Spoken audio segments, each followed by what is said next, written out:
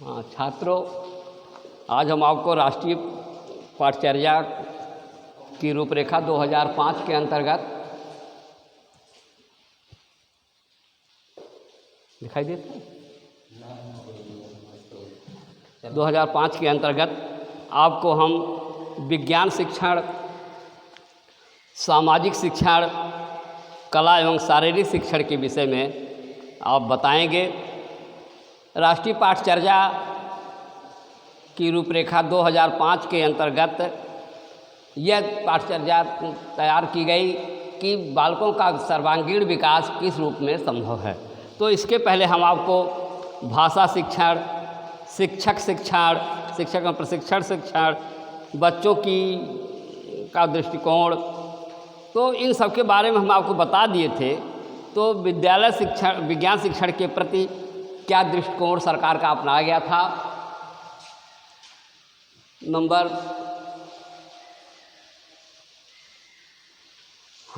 अगला नंबर आपका है विज्ञान शिक्षण।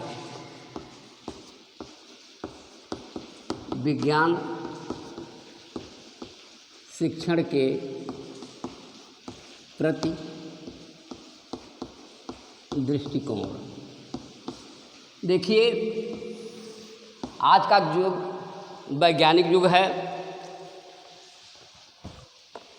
बच्चों को विज्ञान की शिक्षा अर्थात प्रत्यक्ष रूप से शिक्षा, केवल अगर यह कह दिया जाए कि न्यूटन का सिद्धांत या आर्किमिडीज का सिद्धांत या कोई सिद्धांत केवल मुंह से बता दिया जाए, या हाइड्रोजन और ऑक्सीजन मिलकर के पानी बनता है, इस चीज़ को केवल बता दिया जाए, तो वो सही शिक्षण नहीं होता है।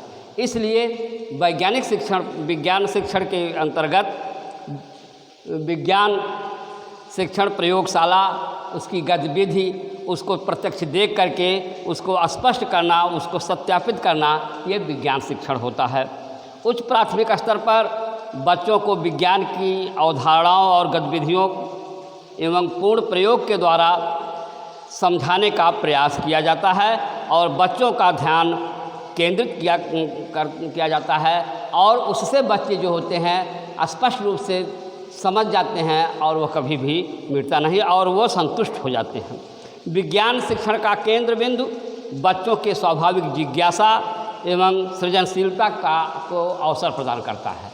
विज्ञान शिक्षण ये बताता है कि जो भी हम कर रहे हैं वह सत्य है, वह स्वयं वह प्रमाणित हो जाता है, जिससे उनकी सृजनशीलता, उनकी अभिव्यक्ति का अवसर और बच्चों की जो जिज्ञासाएं होती हैं उसका विकास होता है। विद्यालयों में विज्ञान शिक्षण हेतु प्रयोगशाला सुनियोजित करना, प्रोजेक्ट कार्य करवाना, बच्चों के लिए समृद्ध वातावरण तैयार करना, ये सब चीज़ें जो होती हैं बच्चों के जीवन बच्चों को आगे बढ़ाती हैं। अब रहा सामाजिक शिक्षण। सामाजिक शिक्षण, सामाजिक शिक्षण के प्रति राष्ट्रीय पाठचर्या की रूपरेखा 2005 के अंतर्गत समाज में किस तरह से रहना चाहिए, समाज की स्थिति क्या है, समाज का भविष्य क्या है, समाज में किस प्रकार से सामाजिकता होनी चाहिए, इस तरह से सामाजिक शिक्षण कहा गया है कि विद्यालय जो है वो बालक के बौद्धिक विकास के साथ साथ सामाजिक विकास भी करता है। वह शिक्षा अनुपयुक्त होती है जो समाज के प्रतिकूल होती है। इसलिए सामाजिक विज्ञान शिक्षण में इस पाठचर्या के आधार पर सामाजिक विज्ञान विभाग हेतु सहभागिता का पालन किया। सहभागिता के आयोजन में बच्चों को भाग लेना होता है, उस पर विचार विमर्श किया जाता है, जिसके कारण बच्चे की भौतिक, जैविक, सामाजिक, सांस्कृतिक विकास का विकास होता है और बच्चों का परिवेश बनता है। नंबर 2, सामाजिक विज्ञान शिक्षण का उद्देश्य जेंडरशीलता अर्थात पुरुष महिला में समाज में क्या विभिन्नता है, क्या समाज क्या करता है, क्या करना चाहिए, इन सब की वास्तविकता का ज्ञान कराया जाता है कि बच्चे को यह बता करके क्या हमारी संस्कृति है, कैसे हमको रहना चाहिए, किसके साथ कैसा व्यवहार करना चाहिए, इस पर चर्चा हुई। सामाजिक विज्ञान ने तथ्यों को रटने के बजाय समाज में परस्पर मिलना, समाज के अनुसार काम करना, मानवीय मूल्यों को सुदृढ़ बनाना आदि के आधार तैयार किए जाते हैं जिससे बच्चे का सामाजिक विकास हो सके। अगला पॉइंट, सामाजिक विज्ञान शिक्षण स्वतंत्रता, विश्वास, परस्पर सम्मान, विविधता में एकता और सहयोग की भावना सामाजिक विज्ञान शिक्षण के द्वारा होती है। सामाजिक शिक्षण के अंतर्गत विज्ञान के विविध अंगों जैसे आपका इतिहास, भूगोल, नागरिक शास्त्र, अर्थशास्त्र, जीवन में किसकी कितनी उपयोगिता होती है, कितना इसका लाभ होता है, इस प्रकार से शिक्षण की व्यवस्था की जाती है।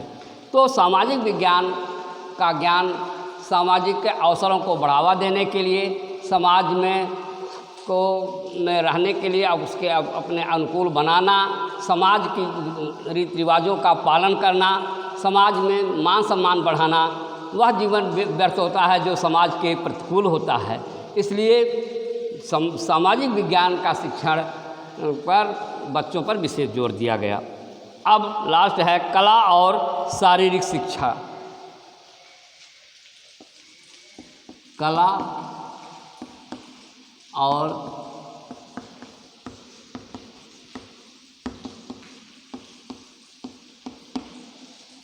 और शारीरिक शिक्षा के प्रति क्या दृष्टिकोण है, इस राष्ट्रीय पाठ्यचर्या की रूपरेखा 2005 के अंतर्गत देखिए, कला ही जीवन है। कहा गया है कि कला ही जीवन है। हर व्यक्ति एक समान नहीं होता, जिस प्रकार से हर व्यक्ति एक समान नहीं होता है, उसी प्रकार सबके अंदर कलाओं की समानता नहीं होती है। कला का मतलब कितना उसके पास कौन से काम करने का उसके अंदर गुण विद्यमान होता है। देखिए, कला जो है वो हर व्यक्ति के अंतर्गत अलग अलग चीज़ों में विशेष रूप से पाई जाती है। प्रत्येक विद्यालय में शारीरिक शिक्षा एवं कला के लिए विशेष स्थान बनाया गया है। जैसे कुछ लड़के खेल कूद में बहुत प्रवीण होते हैं, कुछ लोग संगीत में बहुत प्रवीण होते हैं, तो कुछ लोग विज्ञान गणित पढ़ने में बहुत प्रवीण होते हैं, कुछ लोग डांस करने में बहुत प्रवीण होते हैं, कुछ लोग बहुत बढ़िया भाषण देने में प्रवीण होते हैं। तो उनकी अलग अलग कलाएं होती हैं। तो उन कलाओं का जो है विकास करना सरकार की यह राष्ट्रीय पाठ्यचर्या के अंतर्गत बहुत ही महत्वपूर्ण योग्यता रखती है। इसके लिए क्या करना चाहिए? नंबर 1, कला और शारीरिक शिक्षा में बच्चों की सहभागिता के अवसर प्रदान करना चाहिए। नंबर 2, प्रत्येक विद्यालय में शारीरिक शिक्षा एवं कला हेतु सामग्री तथा स्थान की उपलब्धता होनी चाहिए, जिससे बच्चों का शारीरिक कायदे से उसका विकास हो सके। नंबर 3, बच्चों को खेल खेल में तथा शारीरिक में तथा विषय वस्तु के रूप में शिक्षण की व्यवस्था करनी चाहिए। बच्चा खेले भी और ज्ञान भी प्राप्त करे, इसलिए इस खेल कूद में और खेल से जो है शरीर हृष्ट-पुष्ट रहती है, क्योंकि शिक्षा का मुख्य उद्देश्य बालक का शारीरिक, मानसिक, बौद्धिक और सामाजिक विकास को बढ़ावा देना है, इसको विकसित करना है। इसलिए राष्ट्रीय पाठ्यचर्या 2005 के अंतर्गत खेल शिक्षा का विशेष महत्व दिया गया। नंबर 4, शारीरिक शिक्षा एवं कला संबंधी सुविधाओं तक विद्यालय अवधि के बाद भी बच्चों एवं समुदाय की पहुंच में भी इसकी व्यवस्था होनी चाहिए। बच्चे जब घर जाते हैं विद्यालय से, तो वहाँ भी खेलने की व्यवस्था, घर पर भी खेलने की व्यवस्था होना चाहिए। उनको स्वतंत्र छोड़ना चाहिए। ये नहीं कि 24 घंटा उनको पढ़ने के लिए ही बाध्य किया जाए, क्योंकि खेल कूद से उनका शारीरिक, मानसिक, बौद्धिक सभी विकास जो है संभव होते हैं।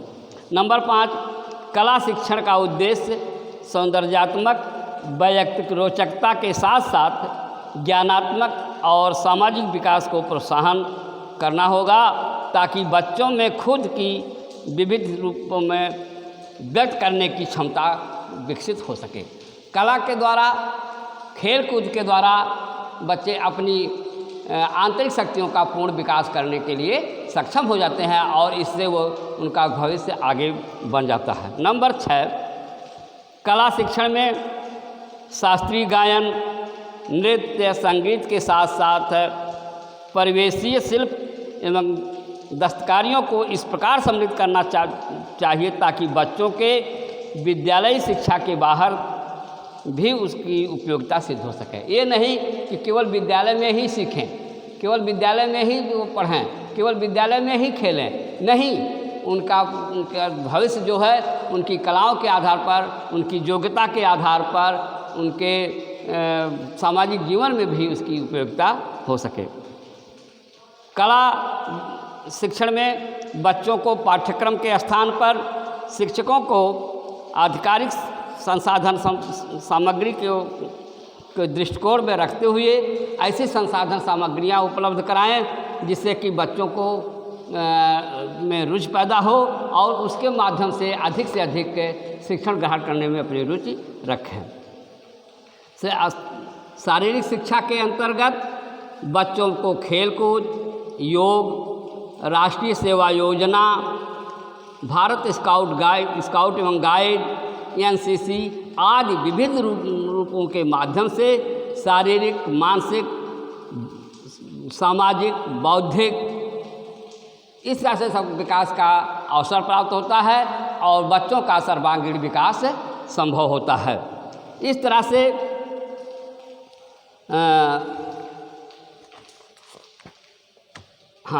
इस तरह से राष्ट्रीय पाठचर्या की रूपरेखा 2005 के आधार पर कला एवं शारीरिक शिक्षा का विशेष महत्व देना चाहिए और इसी दृष्टिकोण से सरकार ने इसको अधिक से अधिक महत्व दिया। शिक्षक प्रशिक्षण के प्रति दृष्टिकोण, शिक्षक प्रशिक्षण के प्रति दृष्टिकोण। देखिए, ये बहुत इम्पॉर्टेंट चीज़ है कि सरकार ने ये नहीं कि केवल अध्यापक नियुक्त कर दिया और वो जाकर बच्चों को पढ़ा रहे हैं, बल्कि शिक्षक प्रशिक्षण की व्यवस्था करनी चाहिए। और अच्छा शिक्षक वही होता है जो प्रशिक्षित होकर के अच्छी विधियों के द्वारा बच्चों को ज्ञान प्राप्त कराता है, जिससे उसका सामाजिक, मानसिक, भौतिक और ज्ञान की वृद्धि होती है। धन्यवाद।